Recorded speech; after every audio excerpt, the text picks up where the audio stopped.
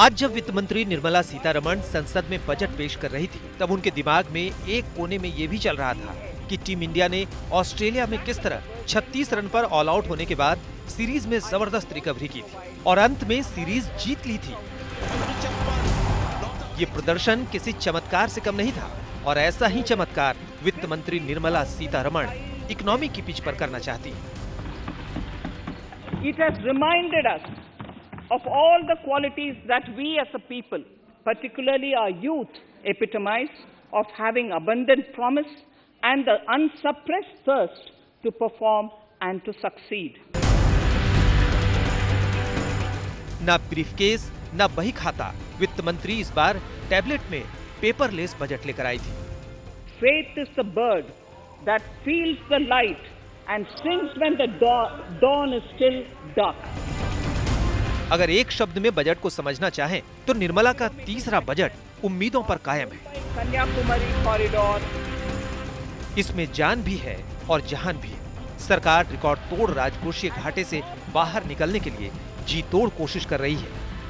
Corona काल में अर्थव्यवस्था को जो डेंट लगा है, वो पिक्चर सबके सामने है। सरकार ने बताया, राजकोषीय घाटा इस साल सभी रिकॉर्ड तोड़कर जीडीपी के 9.5% तक पहुंच गया है। इस साल का खर्च बजट के लक्ष्य से 4 लाख करोड़ ज्यादा रहा, यानी कमाई कम खर्च ज्यादा।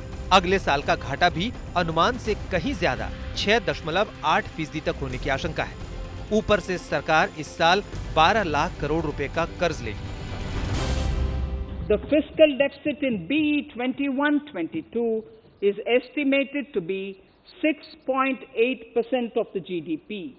The gross borrowing from the market for the next year would be around 12 lakh crores. सरकार के खजाने पर भारी दबाव है और इससे निपटने के लिए कुछ सख्त और अलग कदम उठाने की जरूरत है। सरकार का पूरा रिकवरी प्लान इसी सोच पर टिका हुआ है। वित्त मंत्री ने सरकारी खजाने को भरने के लिए सबसे बड़ी सरकारी सेल की घोषणा कर दी है, यानी पब्लिक सेक्टर यूनिट का निजीकरण भी और निवेश भी। वित्त मंत्री ने घोषणा की है, सरकारी बैंक, बंदरगाह, बिजली के संसाधन, हाईवे, रेलवे, गेल, इंडियन ऑयल की पाइपलाइन, स्टेडियम, भेल, शिपिंग कॉरपोरेशन, सबके विनिवेश की तैयारी है, यानी हिस्सेदारी बेची जाएगी। 2021-22 के दौरान सरकार विनिवेश के जरिए 1,75,000 करोड़ रुपए जुटाने वाली है। इन पैसों से अर्थव्यवस्था में जान फूंकने की कोशिश होगी। इससे पूंजी को अनलॉक किया जा सकता है। हालांकि ये सवाल अपनी जगह कायम है कि ये घाटा कैसे पूरा होगा। इसको करने के बाद 2.25 लाख करोड़ रुपए का टारगेट है। ऐसा लग रहा है सब कुछ बेच डालेंगे और तब 2.25 लाख करोड़ का टारगेट है, जबकि 2,10,000 करोड़ का टारगेट पिछले बजट में था। 20,000 करोड़ कर पाए थे, तो उसमें से 15 से 20,000 करोड़ के बीच का आंकड़ा हुआ है।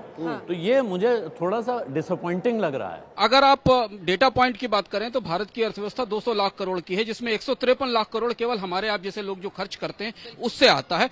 और चूंकि कल इकोनॉमिक सर्वे में कहा गया था कि शताब्दी की सबसे बड़ी मंदी है, तो इस शताब्दी की सबसे बड़ी मंदी में इन कंज्यूमर्स को कुछ मिलना चाहिए था, क्योंकि यही भारतीय अर्थव्यवस्था की जड़ है और वो टरबाइन है, और वो नहीं दे पाई वित्त मंत्री। ये इस बजट से दिखता है और इसलिए उन्हें इतने बड़े पैमाने पर डिसइन्वेस्टमेंट की कोशिश करनी पड़ी। अगर आप बजट के आंकड़े जितने मैं सुबह से देख रहा हूं, वो इस सब बताते हैं कि सरकार के पास फंड्स नहीं है और इसलिए सरकार को बड़े पैमाने पर डिसइन्वेस्टमेंट करके पैसे जुटाने पड़ेंगे, तब वो कर पाएंगे।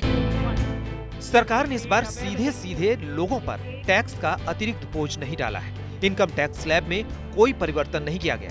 ऐसे में मिडिल क्लास को बजट से पहले जितनी उम्मीदें थी, वो धरी की धरी रह गई है। डायरेक्ट टैक्स में ऐसा है कि कलेक्शन बहुत लो रहा है इस साल, करीब 12-12.5% अभी तक कम रहा है। अब बजट ऐसे भी डेफिसिट में है, तो बहुत ज़्यादा स्कोप नहीं है। हमने एज ए चेंबर जरूर रेकमेंड किया है कि लो लिमिट को 5 लाख से 10 लाख कर देना चाहिए, क्योंकि उससे क्या है, जैसे पैसे आएंगे हाथों में लोगों के, तो डिमांड बढ़ेगी, और डिमांड बढ़ेगी तो मैन्युफैक्चरिंग बढ़ेगा और एक मल्टीपल फैक्टर हो जाता है। बट बहुत ज़्यादा मतलब प्ले नहीं है गवर्नमेंट के पास। वित्त मंत्री ने अपने बही खाते में 6 स्तंभों पर जान फूंकने की कोशिश की है। इसमें स्वास्थ्य सेवा के लिए 2.24 लाख करोड़ रुपए, रेलवे के लिए 1.10 लाख करोड़ रुपए, रोड सेक्टर के लिए 1.18 लाख करोड़ रुपए, जल जीवन मिशन के लिए 2.87 लाख करोड़ रुपए रखे गए हैं। सरकार स्वास्थ्य सेवा, इंफ्रास्ट्रक्चर, रेलवे और हर घर तक पानी की सप्लाई के मिशन में पूंजी लगाकर एक तीर से 2 लक्ष्य साध रही है। इसमें विकास के साथ साथ बाजार में पैसे का फ्लो बढ़ेगा। बजट में आत्मनिर्भरता का विजन भी है और हर नागरिक, हर वर्ग का समावेश भी है। The government is committed to making वित्त मंत्री के बजट में आत्मनिर्भर भारत को और रफ्तार देने की उम्मीद है। स्टार्टअप और ईज ऑफ डूइंग बिजनेस को आसान किया गया है। इसके तहत छोटी कंपनियों की परिभाषा में बदलाव होगा। 182 दिन की जगह 120 दिन में कंपनी शुरू हो सकेगी। 2 करोड़ के टर्नओवर वाली कंपनी को छोटी कंपनी माना जाएगा। ऐसे में कंपनियों को नई रियायतों का तोहफा मिलेगा। मकसद ये है कि इससे बेरोजगारी भी घटेगी और अर्थव्यवस्था में जान आएगी। एक तरफ वैक्सीन जो है वो हम लोगों की स्वास्थ्य व्यवस्था के लिए संजीवनी है और देश को संजीवनी दे रहा है। उसी प्रकार से आज बजट के द्वारा हम लोग अर्थव्यवस्था को संजीवनी दे रहे हैं। ये एक बहुत बड़ा बूस्टर रॉकेट है जिसके द्वारा अर्थव्यवस्था बड़ी तेजी से आगे बढ़ने वाली है। within the specified time. कुल मिलाकर वित्त मंत्री के 1 घंटे 48 मिनट लंबे बजट भाषण को अगर 3 लाइनों में समेटें तो अर्थव्यवस्था को बचाने के लिए संसाधनों को बेचने वाली नीति अपनानी होगी।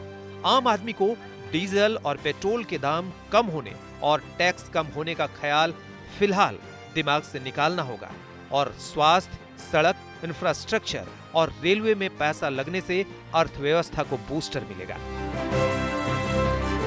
IMF पहले ही दावा कर चुका है कि भारत बहुत तेजी से रिकवरी करके सबसे तेजी से बढ़ने वाली अर्थव्यवस्था बन सकता है। बजट से एक दिन पहले GST का रिकॉर्ड कलेक्शन भी ये बताता है कि अर्थव्यवस्था सुधार की तरफ धीरे धीरे ही सही लेकिन लगातार बढ़ रही है। हालांकि महंगाई घटने की संभावना अभी कम है।